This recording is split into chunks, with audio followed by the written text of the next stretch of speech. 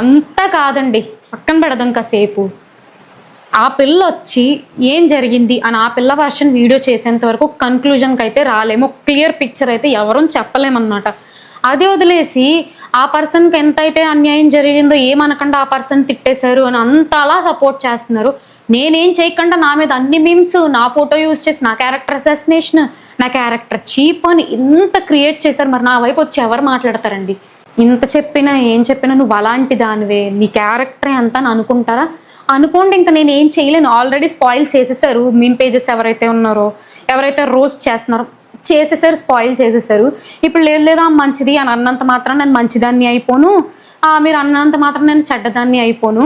ఇప్పుడు రోడ్ మీద వెళ్తూ ఉంటాను, రియల్ టైంలోనే నాకు ఏదైనా జరిగింది అని అనుకుందాం కాసేపు, ఎవరో వచ్చి ఏదైనా చేశారో ఏదైనా అయిందని దాని మీద కూడా మేమేసుకొని ఆనందపడండి. ఇలాగే జరిగింది, బాగా జరిగింది అని చెప్పి మేమేసుకొని ఆనందపడండి.